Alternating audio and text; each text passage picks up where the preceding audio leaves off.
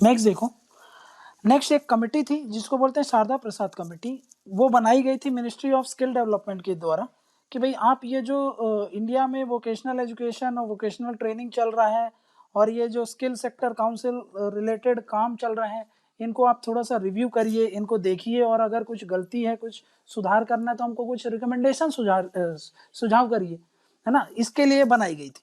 तो ये कमेटी थोड़ा सा देखो कि ये कमेटी ने कुछ बोला था, क्या क्या कमियां हैं, वहां से आपको कमियां भी पता चल जाएगी इंडिया में, और क्या क्या सुधार करना है, वो जो भी रिकमेंडेशन दिए हैं वो भी आप बता सकते हो क्लियर कट, ठीक है ना। तो नेक्स्ट क्या बोल रहा हूँ, शारदा प्रसाद कमेटी कभी भी आए वोकेशनल एजुकेशन पर तो इनका नाम जरूर लिख देना, ठीक है ना, इनका नाम जरूर लिख देना। और शारदा प्रसाद कमेटी का नाम लिखने के बाद इसमें क्या कर देना, आप इनको इनका प्रॉब्लम बना करके इनका सॉल्यूशन बता देना, ठीक है ना। अब ये किसने बनाया था, तो कॉन्स्टिट्यूटेड बाई, थोड़ा सा बैकग्राउंड समझ लेते हैं, मिनिस्ट्री ऑफ स्किल डेवलपमेंट, है ना, स्किल डेवलपमेंट वाली मिनिस्ट्री ने इसको बनाया था। अब मिनिस्ट्री ऑफ स्किल डेवलपमेंट ने इसको बनाया था काहे के लिए, भाई आपको रिव्यू करना है। रिव्यू करना है क्या, रिव्यू मतलब क्या देखना है आपको, कि जो functioning of sector skill council, है ना, मतलब ये क्या देख रही थी, vocational education, vocational training and skill development related issues, है ना। इनको देखने के लिए ये कमीशन को गठन किया गया था, इस कमेटी का गठन हुआ था। इस कमेटी की कुछ फाइंडिंग्स हैं और इसने कुछ रिकमेंडेशन किया है, वन बाय वन करके आपको यही समझना है, क्योंकि भाई यहाँ से आपको क्या समझ में आएगा कि भाई प्रॉब्लम्स क्या हैं, प्रॉब्लम समझ में आ जाएगा, प्लस इशूज समझ में आ जाएंगे, प्लस उनका सॉल्यूशन समझ में आ जाएगा कि क्या करना चाहिए। तो सॉल्यूशन है तो इसको लास्ट में आप वैसे ही समझ जाओगे, सबको इकट्ठा एक जगह लिख देना कि हाँ ये रिकमेंडेशन, ये जरूरत है, इन चीज़ों पे हम काम कर सकते हैं और वोकेशनल एजुकेशन को बढ़ावा दे सकते हैं। समझा क्या। अब देखो सबसे पहला पॉइंट क्या फाइंडिंग्स है, देखो इसकी फाइंडिंग्स देखो, फाइंडिंग्स कमेटी की, है ना। अब इसने क्या फाइंड किया है कि भाई हमको ना जो एजुकेशन स्कूल एजुकेशन है उसमें वोकेशनलाइजेशन करने का जरूरत है। अब देखो इसने क्या बोल रहा है, देखो ये वेस्टर्न कंट्रीज हैं, वेस्टर्न कंट्रीज प्लस जो एशियन में एडवांस कंट्रीज हैं जैसे जापान और कोरिया, है ना, एशियन एडवांस कंट्रीज, ठीक, और इंडिया, ये इंडिया, समझा गया। यहाँ पे क्या दिक्कत है, अब देखो इसने ये कमेटी क्या देखती है कि भाई यहाँ पर जो स्कूल एजुकेशन है ना, स्कूल एजुकेशन है उसी के साथ ही इंटीग्रेट है आपका वोकेशनल एजुकेशन। ये वोकेशनल एजुकेशन है प्लस वोकेशनल ट्रेनिंग है, समझा क्या, ये इसी के साथ इंटीग्रेटेड है मतलब स्कूल से ही आपको वोकेशनल एजुकेशन और वोकेशनल ट्रेनिंग साथ में मिलने लगता है, समझा क्या। और हमारे यहाँ सेपरेट माना जाता है, ये स्कूल एजुकेशन है और ये वोकेशनल एजुकेशन वोकेशनल ट्रेनिंग ये सेपरेट है, समझा रहा है, क्लियर है ना। तो ये क्या है, ये गैप है, यहाँ पे गैप है, देखो ये जुड़े नहीं है आपस में, यहाँ पर क्या हो रहा है, यहाँ पर इंटीग्रेट नहीं है, समझा क्या ना। तो यहाँ पर क्या है कि भाई इसको हम क्या करते हैं, इन दोनों को सेपरेट माना जाता है। और इवन यहाँ पर देखो वोकेशनल एजुकेशन और वोकेशनल ट्रेनिंग भी साथ में है, समझा क्या ना। हमारे यहाँ भी मैंने आपको क्या बताया था कि वोकेशनल एजुकेशन भी अलग काम करता है और वोकेशनल ट्रेनिंग भी अलग काम करता है, इसीलिए इनको अलग अलग मंत्रालय पे रखा है। Training ministry of skill development देखती है, vocational education ministry of HRD देखती है, ये under ministry of human resource development है, ये under ministry of skill development है, समझा रहा है। तो भाई एक तो ये वहां पर पूरे इंटीग्रेटेड वे में काम करते हैं, इंटीग्रेटेड मतलब एकीकरण होता है उनका, हमारे यहाँ क्या होता है एकीकरण नहीं है ना, अलग अलग सेपरेट ट्रीट किया जाता है, ठीक है ना। इसलिए यहाँ पर इंडिया में थोड़ा सा गड़बड़ हो जाती है ना, हम इसको सेपरेट ट्रीट करते हैं। तो भाई इन्होंने रिकमेंडेशन क्या दिया, फिर इनकी रिकमेंडेशन समझते हैं, क्या सुझाव दिया। देखो इन्होंने क्या बोला है, इनकी रिकमेंडेशन ये थी, जैसे कि हम क्या करते हैं, इंजीनियरिंग कॉलेजेस हैं, मेडिकल कॉलेजेस है ना, तो क्यों ना हम वोकेशनल एजुकेशन और वोकेशनल ट्रेनिंग कॉलेजेस चालू कर दें। अभी ITI तो हैं बट वो उतना इफेक्टिव रूप से काम नहीं कर पाते, हम इनको जैसे इंजीनियरिंग और मेडिकल कॉलेजेस का रुतबा होता है ना, उसी तर्ज पर हम वोकेशनल एजुकेशन और वोकेशनल ट्रेनिंग के कॉलेजेस बनाए। अभी सिर्फ शॉर्ट टर्म के लिए कोर्स ज़्यादा हम करते हैं, लॉन्ग टर्म में सिर्फ ITI है जो थोड़ा सा वोकेशनल ट्रेनिंग का काम कराता है, वो भी उतना इफेक्टिव रूप से नहीं है। तो इन्होंने क्या बोला कि भाई जैसे हम IIT वगैरह जैसे बड़ी बड़ी इंस्टीट्यूशन है ना, क्यों ना हम इसी तर्ज पर बड़े बड़े इंजीनियरिंग इंस्टीट्यूशन जैसे खुले हैं, मेडिकल इंस्टीट्यूशन खुले हैं, IIT एम, उसी के तर्ज पर हम क्या करें, वोकेशनल एजुकेशन वोकेशनल ट्रेनिंग के इंस्टीट्यूट्स खोले। ये रिकमेंडेशन किया। तो इन्होंने क्या रिकमेंडेशन किया, establishment of vocational education and vocational training colleges, है ना, इसका एस्टैब्लिशमेंट करो। कैसे, वही पैटर्न पे जिस पैटर्न पर हम इंजीनियरिंग कॉलेज और medical colleges, on pattern of engineering colleges and medical colleges. समझ गए कि जिस पैटर्न पर हम मेडिकल और इंजीनियरिंग कॉलेजेस चलाते हैं, क्यों ना उसी पैटर्न पर हम ये भी चलाएं। समझना क्या, ये पहला दिक्कत थी और क्या उसका सॉल्यूशन था उन्होंने बताया। समझना क्या, और क्या बोला उन्होंने कि भाई ये जो हम सेपरेट ट्रीट करते हैं उसको कैसे ट्रीट करना चाहिए, हमको ऐसा ट्रीट करना चाहिए, मतलब इंटीग्रेटेड हो, अलग अलग ना समझा जाए, और इसको भी हमको इंटीग्रेटेड वे में समझना है। वोकेशनल मतलब क्या बोला होगा आगे समझ जाओ कि सिंगल मिनिस्ट्री होगा, कहीं ना कहीं ये भी बोला होगा। समझना क्या ना। तो नेक्स्ट क्या समझना है आपको, नेक्स्ट पॉइंट, नेक्स्ट क्या फाइंडिंग थी उनकी। तो ये जो पहला था ना, पहले पॉइंट को मैं बोल रहा हूँ, इस पे यहाँ पे लिखो फर्स्ट हेडिंग को बोल रहा है वोकेशनलाइजेशन ऑफ एजुकेशन। समझा क्या, वो भी कौन सा एजुकेशन, इन स्कूल में ही वोकेशनल एजुकेशन को इंटीग्रेट कर दो, मतलब वोकेशनलाइजेशन कर दिया हमने एजुकेशन, स्कूल एजुकेशन का ही, ठीक है ना। नेक्स्ट क्या फाइंडिंग है इनकी, नेक्स्ट फाइंडिंग ये है कि भाई एब्सेंस ऑफ स्ट्रॉन्ग रेगुलेटर। हमारे यहाँ रेगुलेशन जो होता है ऐसे ही होता है, समझा क्या, कोई नॉर्म्स नहीं, कुछ भी नहीं। समझा क्या, देखो अब क्या बोलते हैं इन्होंने, क्या पाया कि देखो वैसे इंडिया में क्या है, प्राइवेट जो इंस्टीट्यूशंस हैं या फिर प्राइवेट ट्रेनिंग पार्टनर्स हैं, वो क्या हो गए, मशरूम्ड हो गए, बहुत सारे प्राइवेट ट्रेनिंग पार्टनर्स खुल गए। जैसे कि देखो ये इंस्टीट्यूशन है, मान लो इसको मान्यता मिली है ना, ये अवार्डिंग इंस्टीट्यूशन है ना, लेकिन इसके बहुत सारे वो होते हैं, पार्टनर्स होते हैं। इसको मान लो इतनी कैपेसिटी नहीं है, ये एडमिशन लेता जा रहा है, तो ये उसके जो ट्रेडिंग पार्टनर्स होते हैं वो ट्रेनिंग प्रोवाइड करने लगते हैं। समझना क्या, और ये ऐसा देखा गया कि बहुत सारे खुल गए हैं। समझना क्या, लेकिन इनको रेगुलेट करने के लिए कोई स्ट्रॉन्ग रेगुलेटर है ही नहीं। समझ रहा ना ये, ठीक है ना। और अगर है भी तो उसके पास टीथ नहीं है, मतलब बोलते हैं ना टूथलेस टाइगर तो है, पर उसके सोचो पंजे ना हो और उसका दांत ना हो, तो भाई उससे तो कोई भी जा करके उसको लड़ सकता है, उससे कौन डरेगा उससे। समझना क्या, तो भाई यहाँ पर उन्होंने क्या पाया कि भाई रेगुलेटर कमी है, lack of regulator with teeth. वो यही पाए कि भाई रेगुलेटर नहीं है, और है भी तो कुछ उसके पास कोई पावर्स नहीं है। इसके कारण क्या हुआ है, इसके कारण क्या देखो, हैज लेड टू, इसके कारण क्या दिक्कत हो रही है भाई, एफिलिएशन जो मान्यता मिल रही थी, एक्रेडिटेशन हो रहा था ना, वो हर किसी को भी धड़ल्ले से मिल जा रही थी। समझना क्या, असेसमेंट घटिया होने लगा, है ना, सर्टिफिकेशन भी बस नाम मात्र का चल रहा है, सर्टिफिकेशन ऐसे ही दे दिया जाता था बिना ट्रेनिंग कराए, बिना कुछ करे, बस उसके पास सर्टिफिकेट आ जाता था, उसको पैसे मिल जाते थे, बस बात खत्म। समझना क्या, तो ये गड़बड़ हो रही थी। जैसे कि पुअर क्वालिटी एफिलिएशन। समझना क्या, मान्यता जो मिलती थी, एक्रेडिटेशन का जो इशू था, एक्रेडिटेशन मतलब जो मान्यता मिल रही थी वो किसी को भी धड़ल्ले से मिल जाती, लार्ज स्केल में रैम्पेंट करप्शन था। समझ क्या ना, इसी के कारण जो असेसमेंट नहीं हो पाता, प्रॉपर असेसमेंट नहीं हुआ, असेसमेंट पुअर हो गया, ढंग से कोई जांच भी नहीं करता उन सब चीजों की। समझना क्या, क्योंकि भाई इसके पास टीथ ही नहीं है ना, कोई पावर ही नहीं है, नहीं करेंगे चेक, जाओ जो करना है कर लो, तो फिर कौन उसको वो करेगा। समझ रहे ना, असेसमेंट भी क्या हो गया, पुअर हो गया। फिर सर्टिफिकेशन बताया ना, फर्जीवाड़ा सर्टिफिकेशन चलता है।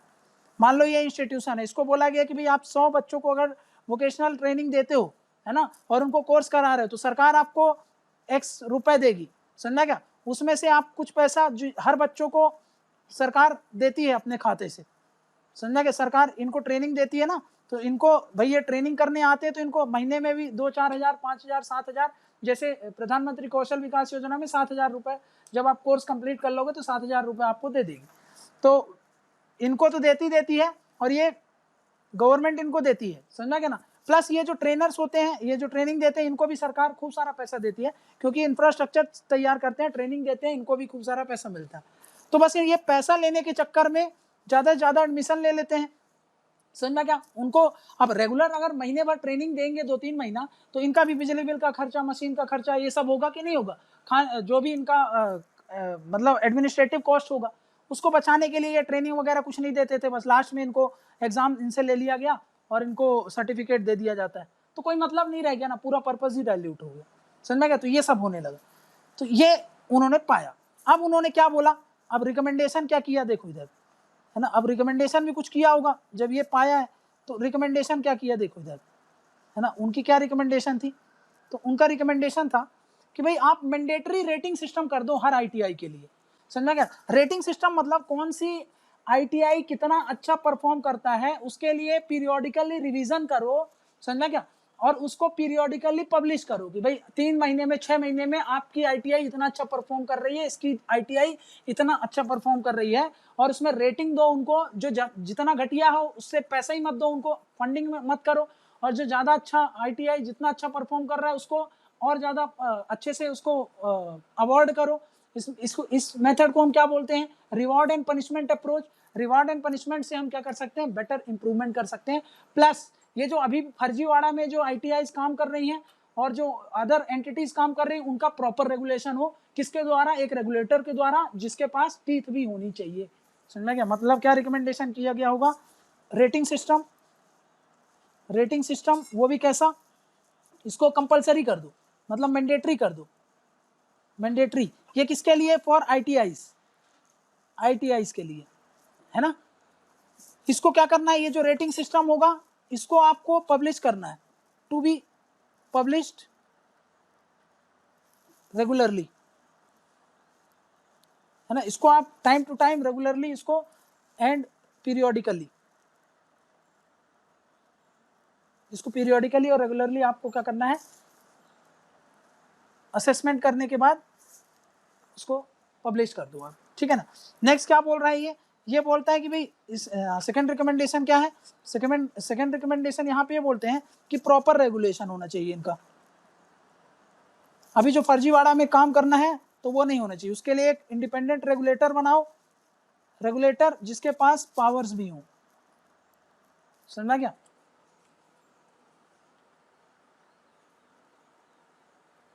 अब देखो अभी क्या है, ये ढंग से काम क्यों नहीं कर पाते, पता है, क्योंकि आपको पता रूल ऑफ लॉ होता है, जैसा कानून होगा वैसे ही हमारा सिस्टम रहेगा। पर हमारा जो अभी इनको रेगुलेट करने के लिए ना प्रॉपर लेजिस्लेशन ही नहीं है। कुछ रेगुलेशन है लेकिन वो इनडायरेक्ट रूप से इनको रेगुलेट करती है, डायरेक्ट रूप से नहीं कर रही है। Plus specific vocational education, vocational training के लिए कुछ स्पेसिफिक लेजिस्लेशन नहीं है, समझना क्या। जो है भी तो बहुत उनमें मतलब इम्प्लाइड मीनिंग मिलता है, समझना क्या, डायरेक्ट रूप से कुछ भी नहीं है, समझना, एक्सक्लूसिव नहीं ले मेंशन है उसमें, समझना क्या। तो एक्सक्लूसिव अगर हो जाए तो फिर सब कुछ हो जाए। तो इसीलिए इन्होंने तीसरी फाइंडिंग क्या थी इनकी, absence of comprehensive legislation.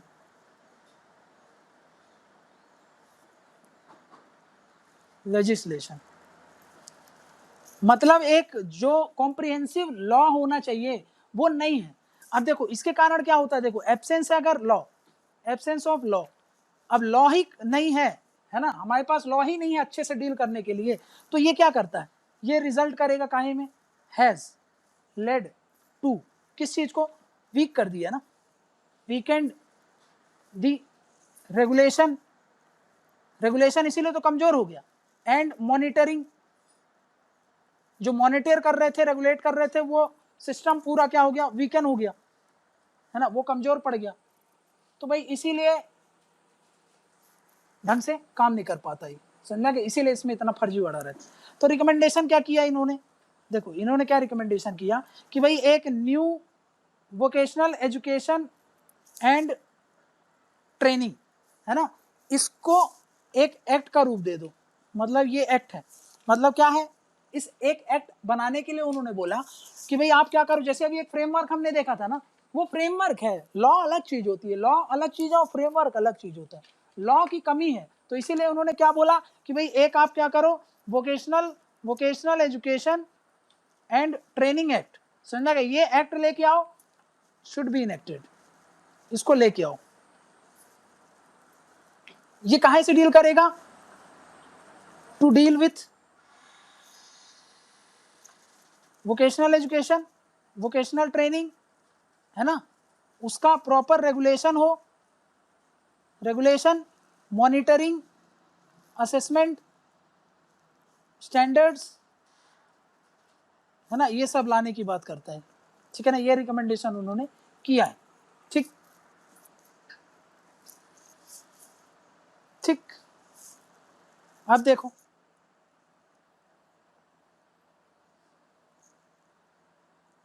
Next क्या है, नेक्स्ट फाइंडिंग क्या है, लैक ऑफ काउंसलिंग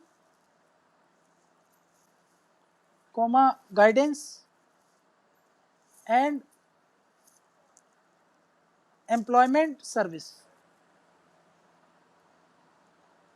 देखो देखो इंडिया में क्या है, इंडिया में ना देखो बाहर के देश में, एक बाहर के जो देश होते हैं उनमें एक कल्चर होता है जिसमें वो अपने बच्चों को सिखाते हैं भाई करियर ऑप्शन क्या होगा, जॉब अपॉर्चुनिटीज क्या है, सेल्फ एम्प्लॉयमेंट अपॉर्चुनिटीज क्या है। लेकिन इंडिया में ये वाला कल्चर थोड़ा सा लैक करता है, समझा क्या, इंडिया में ये कल्चर लैक करता है as compare to other countries जहां पर ये वोकेशनल एजुकेशन और ये सब चीजें ज्यादा प्रमोट की जाती है। तो वहां पर 16-17 साल से ही बच्चे इंडिपेंडेंट होने लगते हैं, समझा क्या, वोकेशनल एजुकेशन, एंटरप्रेन्योरशिप स्किल्स वगैरह बढ़ने लगती है। हमारे यहाँ ये आते आते 28-30 साल लग जाते हैं, समझा क्या। तो ये कमिटी की फाइंडिंग थी, उसने क्या देखा, इंडिया में क्या हो गया, India has failed to develop, काहे के लिए फेल हो गया, किस चीज को डेवलप करने में, अ कल्चर ऑफ sensitizing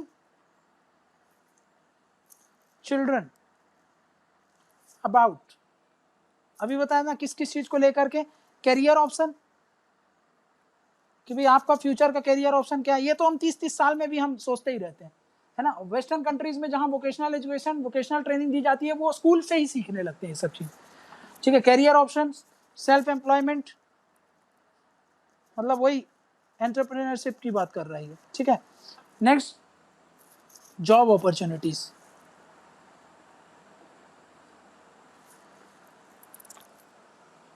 ठीक है।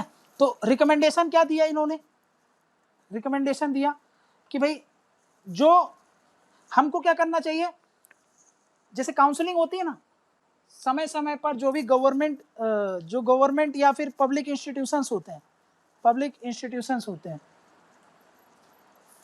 उनको क्या करना चाहिए, फैसिलिटेट करना चाहिए। फैसिलिटेट का मतलब बढ़ावा देना, किस किस चीज को, काउंसलिंग, सेमिनार्स, ठीक है।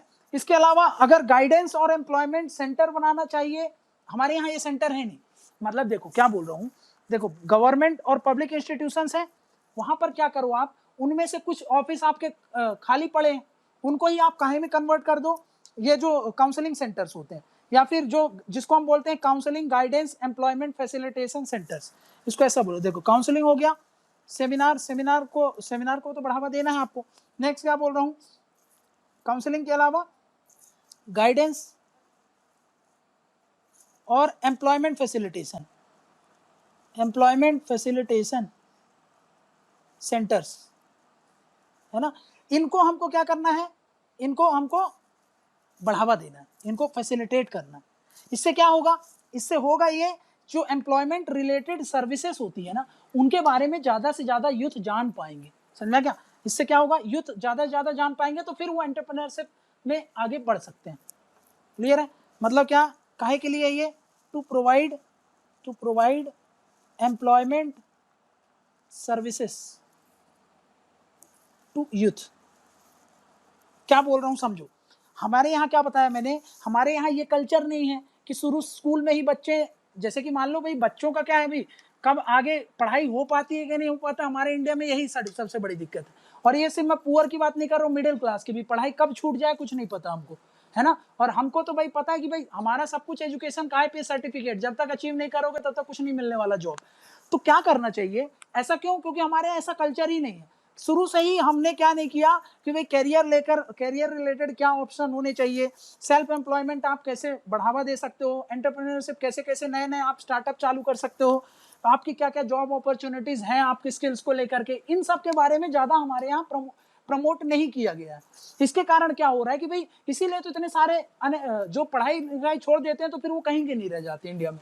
तो उसके लिए इसने क्या रिकमेंडेशन किया कि भाई हम क्या करें कि हम काउंसलिंग सेंटर्स वगैरह बनाए, समझ में क्या, काउंसलिंग सेंटर्स वगैरह जो क्या करे, फैसिलिटेट करे, क्या फैसिलिटेट करे कि भाई आपको गाइडेंस दे, आपको एम्प्लॉयमेंट रिलेटेड सेंटर ज्यादा से ज्यादा हम बना सकें। उससे क्या होगा कि भाई मान लो कल को आपको पता है कि भाई अगर मैं ये स्टार्टअप चालू करूं, ये करूं, तो मेरे को ये मुसीबत आ सकती है ना, मैं इससे कैसे टैकल करूंगा, कहां से फंडिंग उठा सकता हूं, ये क्या होती है, ये सब कहलाती है एम्प्लॉयमेंट रिलेटेड सर्विसेज, समझना क्या। वो सारी एम्प्लॉयमेंट रिलेटेड सर्विसेज आपको अभी से पता चल जाएंगी, आपको अभी से नॉलेज में आ जाएगा, तो आपके लिए बेहतर रहेगा, क्योंकि आप क्या कर सकते हो फिर इसको अपने फ्यूचर में आप उसको यूटिलाइज कर सकते हो और उससे आप एंटरप्रेन्योरशिप को प्रमोट कर सकते हो, समझना क्या। तो ये जो कमेटी थी आपकी शारदा प्रसाद कमेटी, उनकी कुछ फाइंडिंग्स थी और उनकी कुछ रिकमेंडेशन थी, वो मैंने आपको बता दिया, थोड़ा सा ये बात ध्यान में रखना, ठीक है ना।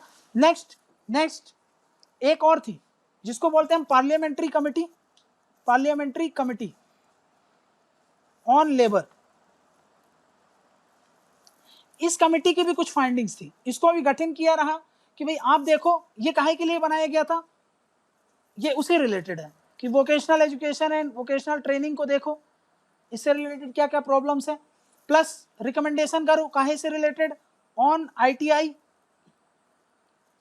से रिलेटेड कैसी फंक्शनिंग है, क्या क्या इसमें प्रॉब्लम आ रही है, ये देखो, एंड स्किल डेवलपमेंट इनिशिएटिव्स, है ना भाई, इसमें क्या क्या प्रॉब्लम्स रह रही हैं, आईआईटीज में क्या क्या प्रॉब्लम फेस कर रहे हैं, आईआईटी बोल रहा हूँ, आईटीआईज, ठीक है ना, तो ये क्या प्रॉब्लम फेस करती हैं, और स्किल डेवलपमेंट जो इनिशिएटिव चल रहे हैं उनमें क्या क्या कमियां हो रही हैं, इनको भी थोड़ा सा आप पता लगाइए और थोड़ा सा बताइए, समझना क्या ना। तो अब इस पार्लियामेंट्री कमेटी ने भी कुछ चीजें देखी है और उसने भी कुछ रिकमेंडेशन किया, तो वही हमने देखना कि इसकी क्या क्या फाइंडिंग्स है। इसकी फाइंडिंग सबसे पहले मान्यता को लेकर के, मान्यता को लेकर एक्रेडिटेशन प्रोसेस जो है ना, वही अभी मैंने क्या बताया आपको कि भाई अभी क्या होता है, देखो अभी मान लो ये आईटीआई है, इसको मान्यता कौन देता है, एनसीवीटी, जो कि अब कौन देगा, अभी हमने देख लिया, ठीक है ना, कि भाई उसको मर्ज करके दूसरी बॉडी बना दी गई है। अब ये तो एक्चुअली में ये काम रियलिटी में कौन करता है, ये काम रियलिटी में क्वालिटी काउंसिल ऑफ इंडिया करती है, समझा क्या, उसके बिहाफ पर ये काम देखती है, ठीक है ना। इसको क्या काम दिया गया, देखो इसको टास्क दिया गया था, टास्क असाइंड, इसको कुछ टास्क असाइन कर दिए गए थे एनसीवीटी के द्वारा। क्या टास्क असाइन कर दिया गया था कि आपको स्क्रूटनाइज करना है, वेरीफाई करना है और एक्रेडिटेशन का प्रोसेस फॉलो करना है, किससे रिलेटेड, आईटीआई जो भी है, मतलब आईटीआई को अगर मान लो कि इसको मान्यता देनी है, ऑन साइन सारा काम किसका रहेगा, एनसीबीटी का। लेकिन अब मान लो कि भाई इस आईटीआई को मान्यता चाहिए, तो ये क्या करती है भाई, अपना ये पेपर्स इसको दी क्वालिटी काउंसिल ऑफ इंडिया को, है ना। अब ये क्या कर देगी, क्यूसीआई उसका क्या करेगी, उसको स्क्रूटनाइज करेगी, स्क्रूटनाइज मतलब चेक करना, देखना, जांच करना अच्छे से कि सारे नॉर्म्स वगैरह फुलफिल हो रहे हैं कि नहीं, समझ क्या, इसको स्क्रूटनाइज करना प्लस स्क्रूटनाइज करने के बाद उसको वेरीफाई करना, है ना, वेरीफाई करना, और लास्ट में इसके बिहाफ पर ये इसको रिकमेंड करके इससे मान्यता देगी उसको। नेक्स्ट एक्रेडिटेशन, है ना, ये बोल दी कि हाँ भाई ये है, ठीक है, अप्रूव कर दिया इसने, और एनसीवीटी उसको क्या कर दिया, उसको मान्यता दे देती है, समझना क्या। लेकिन काम कौन देखता है उसके लिए, क्वालिटी काउंसिल ऑफ इंडिया, समझना क्या। अब ये जो है क्यूसीआई, ये क्या होती है, ये टास्क जो परफॉर्म कर रही है, तो भाई इसके लिए कुछ स्टैंडर्ड सेट कर दिया होगा ना, इसने क्या किया है, ये स्टैंडर्ड सेट कर दिया, बोले कि भाई ये स्टैंडर्ड है, इसको आप फॉलो करो। कौन फॉलो करेगा इसको, to be followed by QCI, इसने तो एक स्टैंडर्ड सेट कर दिया, बोल दिया कि भाई ये अगर आपको सही मिल रहा है, ये सब चीजें आप देख लेना, चेक कर लेना, मतलब स्क्रूटनाइज कर लेना, वेरीफाई कर देना, और फिर वेरीफाई करने के बाद एक्रेडिटेशन रिलेटेड प्रोसेस में हमसे वेरिफिकेशन का जो भी फाइनल प्रोसीजर होगा वो हम फॉलो कर देंगे। ये बात तो हो गई।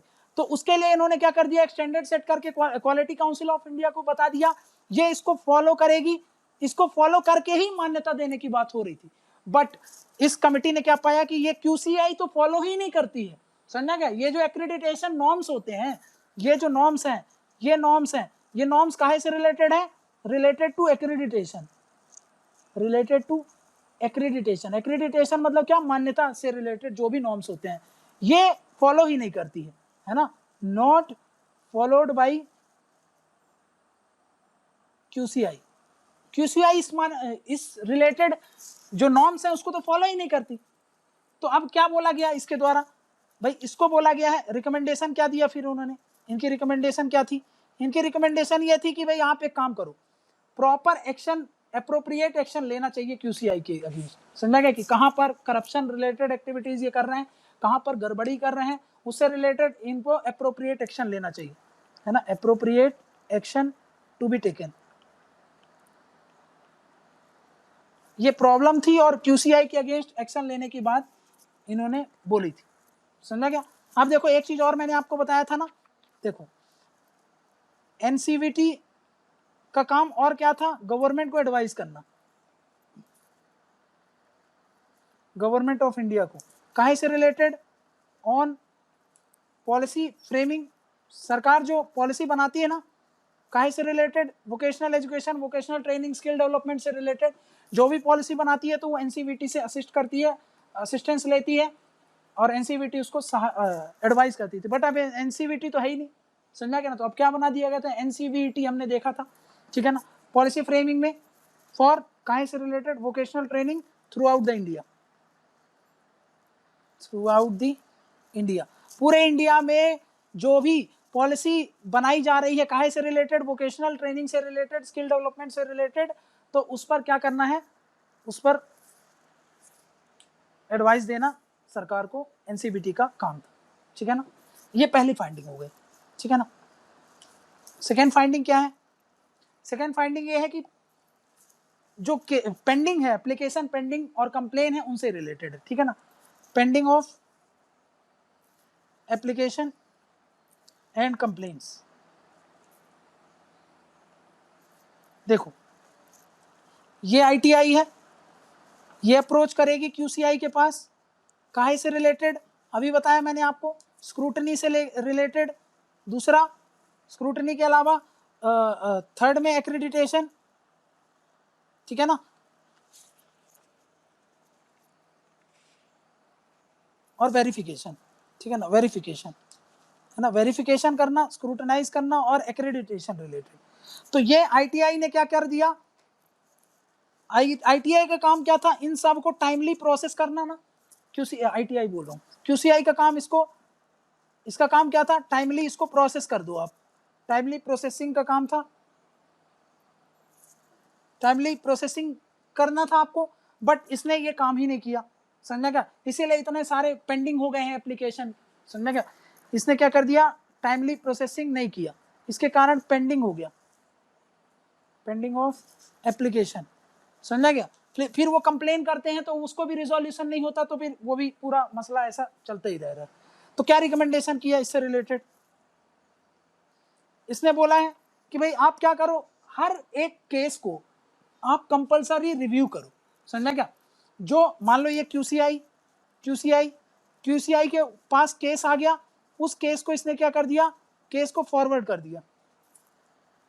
कौन सा केस? रिलेटेड टू मान्यता से रिलेटेड, एक्रेडिटेशन रिलेटेड जो केस था ना, जिसको भी इसने फॉरवर्ड कर दिया है, समझा क्या? और जो भी पेंडिंग है ना, जो भी पेंडिंग है उसको क्या करना है? आपको रिव्यू करना है, समझा क्या? कंपलसरी रिव्यू,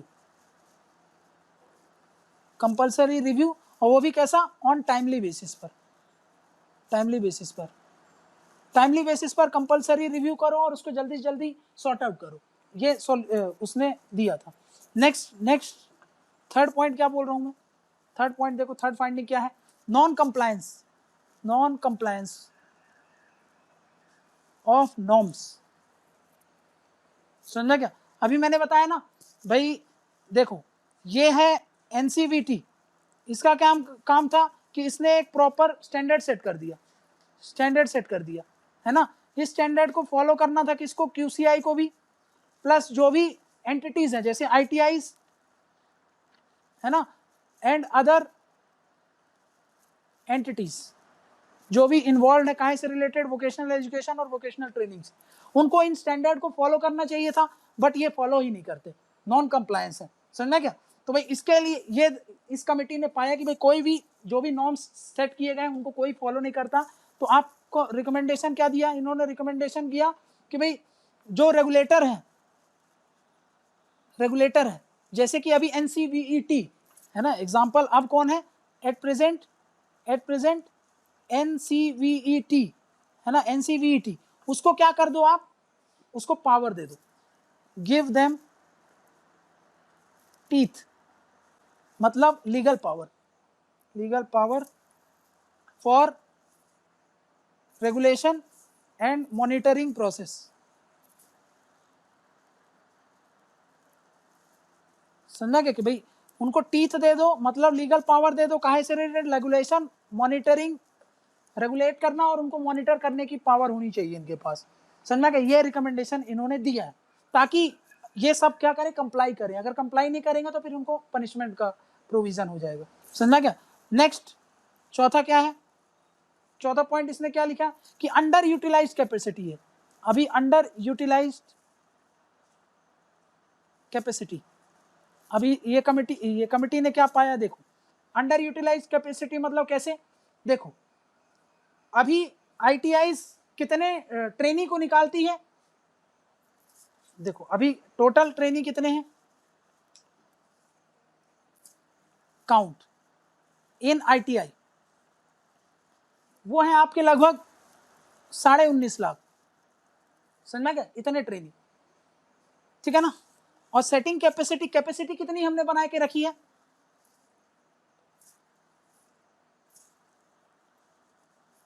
उनकी सीट की कैपेसिटी कितनी है, उनकी सीट की कैपेसिटी है 22 लाख, मतलब देखो 22 लाख में से सीट है और 19 लाख लोग ही निकल रहे हैं, मतलब नियर अबाउट 80% 88% की एफिशिएंसी है ना। मतलब 100 सीट है तो 100 सीट में 12 सीट तो खाली ही रह गई। हम चाहते थे कि 100 के 100 को निकालें एक साल में, बट यहाँ पर तो देख रहे हैं कि भाई हम 88% लोगों को ही निकाल पा रहे हैं, मतलब जितनी भी हमारी कैपेसिटी है उससे हम कम परफॉर्म कर रहे हैं। समझ में क्या, मतलब 88% यूटिलाइजेशन ऑफ सीट, मतलब क्या बोल रहा है समझो। टोटल ट्रेनिंग काउंट अगर मान लो आईटीआई का कितना है, ये एक्चुअली में है। समझ में क्या, सीटिंग कैपेसिटी है कितनी 22 लाख की, लेकिन वो निकाल कितना रहे हैं 19.5 लाख। मतलब भाई आप तो एक तो वैसे शॉर्टेज है, उसमें से भी जितने भी है उनमें से भी फुल यूटिलाइजेशन हम नहीं कर पा रहे हैं, तो भाई ये भी एक दिक्कत है। समझ में क्या, तो भाई इसको कवर करने के लिए क्या बोला गया, इसके लिए रिकमेंडेशन क्या होगी, भाई आप अपनी एफिशिएंसी बढ़ानी है, हमको एफिशिएंसी बढ़ानी है, प्रॉपर यूटिलाइजेशन करना है इसका, प्रॉपर यूटिलाइजेशन। भाई मशीन तो उतनी ही यूज हो रही है ना, पैसा तो उतना ही लग रहा है। समझा क्या, हम तो 100 की जितनी सीट बनाए उसी के हिसाब से फैकल्टी को तो उतना ही हम दे रहे हैं, ट्रेनर्स को तो उतना ही प्रोवाइड कर रहे हैं। हम सोचो उतने ही एनर्जी और उतनी ही कॉस्ट दे करके ज्यादा लोगों को निकाल सकते थे, बट हम निकाल ही नहीं पा रहे क्योंकि लोग आ ही नहीं रहे हैं इस सेक्टर में। समझा ना, तो ये गड़बड़ी हो रही थी, ये भी उन्होंने देखा। समझा क्या, नेक्स्ट क्या बोला उन्होंने, नेक्स्ट देखो, next 6 point, participation of state government, participation of state government, इसको लेकर के उन्होंने क्या बोला, इसको रिलेटेड ये बोला कि भाई स्टेट गवर्नमेंट ना नेग्लेक्ट करती है इस सेक्शन। स्टेट गवर्नमेंट का अप्रोच क्या है, इसका अप्रोच काहे को लेकर के, vocational education and vocational training को, वो अप्रोच कैसा था, वो ढीला ढाला था। समझ में क्या ना भाई, ऑस्ट्रिच अप्रोच, ऑस्ट्रिच अप्रोच समझते हो भाई, पता है फिर भी आंख मूंद करके सब कुछ ऑस्ट्रिच अप्रोच रख लिए। समझ में क्या, प्लस फंडिंग क्या है, गवर्नमेंट की जो फंडिंग होती है, फंडिंग काहे से related? Vocational education and vocational training, वो भी कैसी है? बहुत कम है, ये उसने देखा। तो वही रिकमेंडेशन क्या किया गया होगा कि भाई गवर्नमेंट को सीरियस होना चाहिए, गवर्नमेंट टू बी सीरियस इस मुद्दे पर, समझा क्या? सीरियस होना पड़ेगा उसको। प्लस क्या करे, फंडिंग मैकेनिज्म को बढ़ावा देने की बात करते, फंडिंग को बढ़ावा दो, इसकी बात की है, समझा क्या ना? ये भी उसने बोला। नेक्स्ट समझो क्या है, नेक्स्ट 7th अप्रोच। अब 4th industrial revolution and vocational training को रिलेटेड क्या कमिटी ने पाया? देखो इस कमिटी ने क्या पाया कि रोबोटिक्स है, आर्टिफिशियल इंटेलिजेंस आएगा और इंटरनेट ऑफ थिंग्स, आईसीटी, ठीक है ना, यही तो डोमिनेट करेंगे, will dominate in 4th industrial revolution. जो चौथा इंडस्ट्रियल रेवोल्यूशन है उन पर क्या डोमिनेट करेगा? यही सब कुछ डोमिनेट करने वाला है। अब इसके डोमिनेट के कारण क्या होगा भाई? इसके कारण क्या होगा? लो स्किल्ड जॉब क्या होता है? बाउंड टू एलिमिनेट है ना, बाउंड टू एलिमिनेट क्या? लो स्किल्ड जॉब जो होंगी, है ना, लो स्किल्ड जॉब तो जाएंगी ही जाएंगी, समझ रहे ना? ऐसा तो होगा नहीं कि भाई रोबोटिक्स आएगा, आर्टिफिशियल इंटेलिजेंस आएगा, इंटरनेट ऑफ थिंग्स आएगा, आईसीटी का जमाना रहेगा, तो उसमें से लो स्किल्ड वाले भी बेहतर तरीके से काम कर पाएंगे। अब इस कमेटी ने क्या पाया कि भाई अब ये जमाना किसका है? 4th इंडस्ट्रियल रेवोल्यूशन चालू हो गया है। अब 4th इंडस्ट्रियल रेवोल्यूशन चालू होने के कारण क्या हो रहा है कि भाई जो लो स्किल्ड वाले जो मैन फोर्स होंगे, है ना, उनका क्या होगा कि भाई उनकी नौकरी तो जाने वाली है, समझ क्या? तो उनकी नौकरी तो जाएगी ही जाएगी, ठीक ठीक है। अब देखो ये तो हमने देख लिया कि भाई 4th इंडस्ट्रियल रेवोल्यूशन से क्या होगा?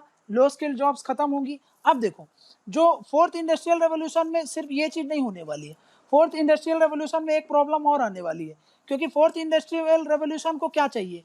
इसको चाहिए क्या? रिक्वायर्स क्रिटिकल थिंकिंग चाहिए, कि भाई आप क्रिटिकल थिंकिंग कर सको, समझेगा? क्रिटिकल थिंकिंग कर सको। उसके साथ साथ आपको क्रिएटिविटी चाहिए, क्रिएटिविटी, समझ गए? उसके साथ साथ आपको एडाप्टेबिलिटी चाहिए।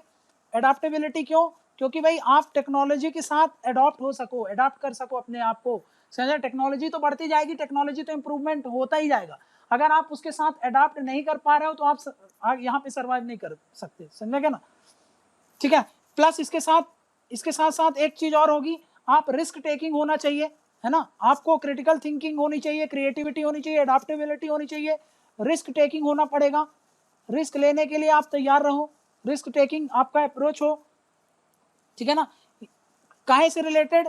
अगर आप कोई भी एंटरप्रेन्योरशिप के बारे में सोच रहे हो, जब, समझ में, एसोसिएटेड विथ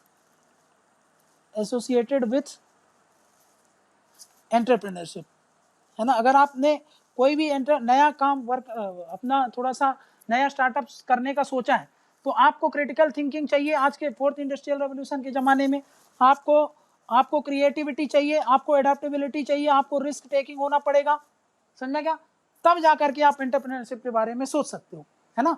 अब समझो, तो इसलिए ये रिकमेंडे ये क्या बोलते हैं, समझो, इसलिए ये क्या बोलते हैं, अब ये इनका रिकमेंडेशन क्या है इस चीज को लिए? तो ये बोलते हैं कि जो ये technical vocational education training institutions हैं, है ना, ये जो इंस्टीट्यूशंस हैं, इनको क्या करना पड़ेगा? इनको भाई समय के अनुसार अपने आप को इवॉल्व करना पड़ेगा, और वो इवोल्यूशन कंटिन्यूसली होना चाहिए। मतलब टेक्नोलॉजी बदल रही है तो आप भी अपने आप को उसके अकॉर्डिंगली चेंज करा लो, समझना? कि अगर आप चाहते हो कि आपकी रेलेवेंसी बने रहे फ्यूचर में, आपकी अगर रेलेवेंसी बने रहे फ्यूचर में, अगर आप ये सुनिश्चित करना चाह रहे हो, तो आपको क्या करना पड़ेगा? इवॉल्व करना पड़ेगा, वो भी कंटिन्यूसली। टू, इसके लिए क्या बोला? इनको क्या करना पड़ेगा?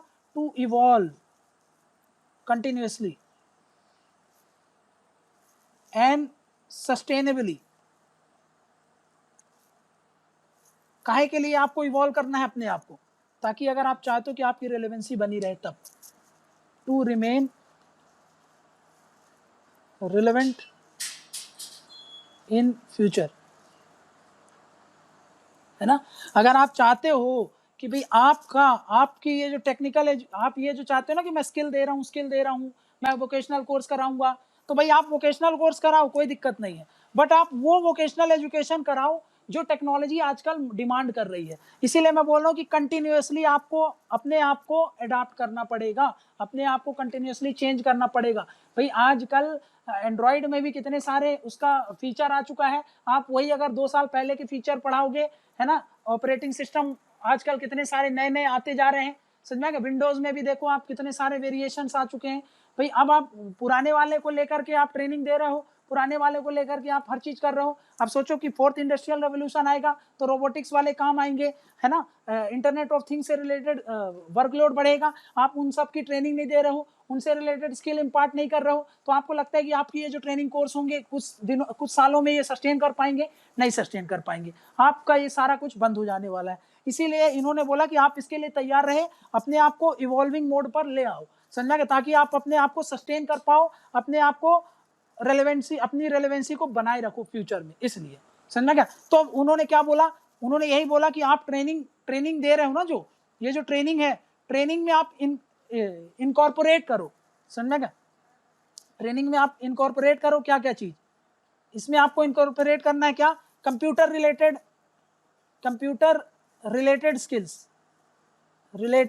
स्किल्स, समझा क्या भाई। कंप्यूटर रिलेटेड स्किल्स जब तक आप इंपार्ट नहीं करोगे कोई मतलब नहीं है, आज का 4th इंडस्ट्रियल रेवोल्यूशन में आप सस्टेन नहीं कर सकते। नेक्स्ट, डेटा रिलेटेड स्किल, है ना, डेटा का डोमिनेंस होने वाला है, तो डेटा रिलेटेड एआई में आप ट्रेनिंग दो, एआई रिलेटेड स्किल्स दो, ठीक है। डिजाइन थिंकिंग करो, डिजाइन थिंकिंग रिलेटेड स्किल्स आपको देना है, समझा क्या। क्रिटिकल थिंकिंग अभी बात किया, क्रिटिकल थिंकिंग अप्रोच होनी चाहिए, अप्रोच होना चाहिए। इनोवेटिव होना पड़ेगा आपको, है ना, आप इनोवेटिव नहीं होगे तो आप बोल्ड डिसीजन और नया इनोवेशंस नहीं कर सकते। तो भाई ये सब चीजें आपकी ट्रेनिंग में झलकनी चाहिए, समझा क्या, क्लियर है। अगर आप ये सब करोगे तो इससे हम क्या कर सकते हैं, अगर इन सब पे आप ध्यान देंगे तो भाई हम बेटर वर्कफोर्स क्रिएट कर सकते हैं, है ना। We can create better workforce, ठीक। तो हम बेटर वर्कफोर्स क्रिएट कर सकते हैं, जिससे हम क्या कर सकते हैं कि भाई फ्यूचर में भी अगर टेक्नोलॉजी चेंज हो रही है और उसमें अगर एक्सपोनेंशियली ग्रोथ हो रहा है तो हमारी वर्कफोर्स भी उसी के अकॉर्डिंग तैयार हो रही है। ये गवर्नमेंट इंश्योर कर सकती है। अभी ये ट्रांजिशन फेस है, सरकार को इतना समय दिया गया है, प्राइवेट इंस्टीट्यूशन को कोऑपरेशन बढ़ाना चाहिए। अगर ये सब करेंगे तो हम बेटर वर्कफोर्स तैयार कर लेंगे, ताकि जब हमारे देश में इन सब चीज़ों का डोमिनेंस रहे तो हमारे यहाँ अनएम्प्लॉयमेंट की समस्या ना रहे, समझा क्या ना। लोग ज़्यादा से ज़्यादा स्टार्टअप को प्रमोट करें, टेक्नोलॉजी फ्रेंडली हो, इन सब चीज़ों पर ध्यान देना है। तो यहाँ से हमने क्या समझा कि भाई कुछ कमिटीज़ थी, है ना, वो कमिटीज़ ने कुछ गड़बड़ियाँ पाई। तो अगर आपसे पूछता है कि भाई इशूज़ क्या क्या है, प्रॉब्लम्स क्या है, तो ये कमिटीज़ ने जो जो प्रॉब्लम बताई, ये दोनों कमिटीज़ ने, वो आप बता दोगे। प्लस आपसे पूछा जाएगा कि भाई सजेस्ट करो कुछ रिफॉर्म्स, तो यही कमिटी ने जो जो बोला है वो रिफॉर्म्स में लिख दोगे, समझा क्या। और बेसिक्स तो हमने कर ही लिया है, तो बेसिक्स भी अपना हो गया, गवर्नमेंट इनिशिएटिव भी आपने कर लिया, इश्यूज भी देख लिए और उसके सजेशंस भी देख लिए। तो यहाँ पर हमारा जो वोकेशनल एजुकेशन वाला टॉपिक था वो यहाँ पर हमारा खत्म हो जाता है। बस आपको क्या ध्यान में रखना है कि भाई अगर इससे रिलेटेड कोई भी करंट अपडेट्स आते हैं तो आप यहाँ पर ऐड ऑन कर लेना, आपका कॉम्प्रिहेंसिवली तैयार हो जाएगा, ठीक है।